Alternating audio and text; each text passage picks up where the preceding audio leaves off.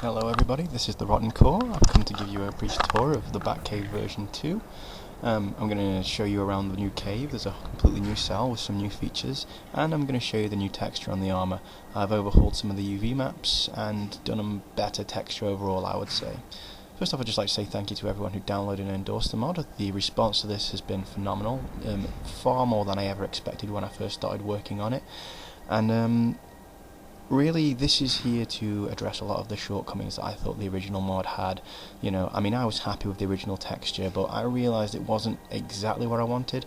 And then when I took a look at some of the other work that was on here, work by like Zero Frost, for example, the Silver Dragon armour, I realised that I really needed to bring my A game if I wanted to be taken seriously, even though my A game probably still doesn't come close to his work. And also the cell, it was the first cell I'd ever made, the cave, and it was a bit sparsely populated, and it needed improving overall, and there was something missing from it from the original release that I really wanted in there, and I've taken some time to really make that happen and bring the vision that I had in my mind to life. So, without further ado, let's take a look at what's going on. Okay, so if you look on the world map, we'll see that we're no longer in Whiterun. We're out here in the middle of nowhere near Falkreath. Now, this is obviously considerably less convenient than having it just located under the Hall of Dead in Whiterun, but it's considerably less lore-friendly over there, and I figure, especially the lore that I've built around this cave, that it's this kind of forgotten temple in the middle of nowhere, having it up here really makes sense. The easiest way to get there is to follow the road east from Falkreath to Bloodlet Throne, and then cut straight west across the mountains. That map icon will be on your map when you install the mod, but you will not be able to fast travel to it. It's just there to let you know where it is and make it easier for you to find the place. So we're going to go in, just running forward, running, and the Batcave has been discovered. Just a little note there, there's an ore pile there, that's actually there from the vanilla cell, and that's just a little landmark for you. Yes, bats fly out now. That's right, we're copying and pasting triggers from other cells now, we're getting that classy.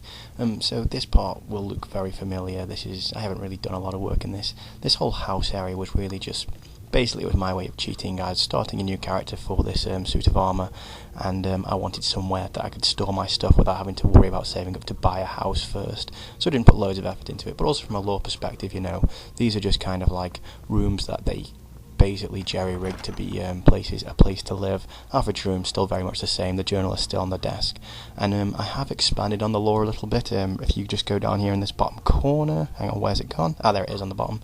That's the Journal of General Gordon. I'm very big on lore-friendly mods, and I wanted there to be a reason for there to be a bat suit in here. So I've expanded on that with there's another little story in there based on Commissioner Gordon, and then we see here in Joshua's room we have Mother's Necklace. It's nothing special, it's just a necklace, you can enchant it, and Joshua's journal. So you can now read the words of both General Gordon and Skyrim's very own Batman, and it just kind of expands on what this place is, and how this character came to become the person that he was. Those of you who didn't get the reference, by the way, you just Google Joshua Wainwright and you'll get a reference to something called Batman Dynasty, which is a comic with Batman alternate continuity. So let's pull this lever and take a look at what's through here. Okay, so if we head through this door, and you can see things start to look a little bit different, a little bit more epic, a little bit more ruined, and again this is going with this kind of theme that I had, that this was kind of a ruined temple that had just forgotten thousands of years ago and has started to be reclaimed by this mountain. And as we head down here we see sort of, we've got these nice torches burning, and if you just look around, the ceiling, the floor, it all looks a little bit more cluttered and rocky and much more cave-like.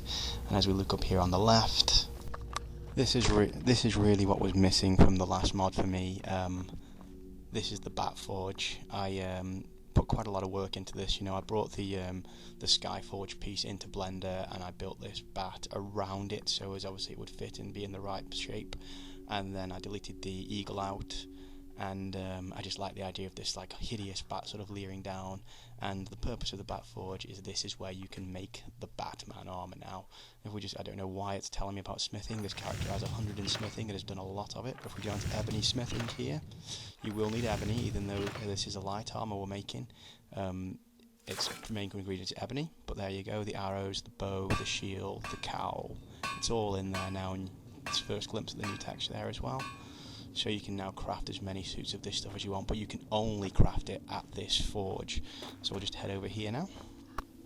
You'll see that the Pit of Doom is still here and still very much intact. Thank you, Mr. Shavercation, for naming that. And what wouldn't be complete without a Pit of Doom? More signs of that this is a ruined temple, and we come up here to an area you'll all recognise very well. We now get a nice bat effect as we approach the sarcophagus, and we open it and we see the new texture for the first time. And this is a specially enchanted version of the armour that I made the enchantments myself, and as we take the armour off you'll notice that the bug is gone, and you would not believe how much work it was to get that to actually work correctly. I tried so many different things. So we're going to take a quick look at the enchantments. Just you know, every piece fortifies your light armour skill somehow, and each piece fortifies something different, like the boots have muffle and enhanced sneak on them. And the cowl fortifies magicka and illusion and other things that you would expect a Batman to have. So looking on at the weapons now. The bow and the sword don't have any special enchantments on them. I couldn't really think of anything particularly inventive. So they're just there as normal, just save you forging them all from scratch. But we can now just run up behind the statue and we can take the back door out of the Batcave. Okay, so here we are in Dragon's Reach now, just taking a look at the new texture. The Curious and the Cowl have completely new UV maps on them, and the whole thing has a completely new texture, and there is an optional 2K texture file for those of you with bigger screens who can handle higher resolutions. But I mean, as you can see, you know, I've just cleaned the whole thing up and I've put a lot more effort into it. And you know, it's just, you've got this nice scaling thing going on the sleeves and the legs, and everything just looks nice and crisp. And the helmet had a little bit more work on it to make it look a bit closer to the original reference image I used. So we'll take a look at the female Curious now. And here we see I've made the female Curious much more form-fitting than the previous one. You know, there was a comment that the previous one made you look a bit fat. That's fair enough, you know. Obviously this is a padded suit, it's not meant to be some designer clothing, but since it is designed for stealth and agility, it should be a bit more form-fitting. So you just have a look around and you can just kind of see that, again, it's the same texture, and the shield, I think, which took a lot of criticism, I think I've made a great improvement on that. So that's the mod, that's the new armour, the new cell. Thanks everyone who's downloaded and endorsed so far, and you know, hope you enjoy the version update. Thanks a lot.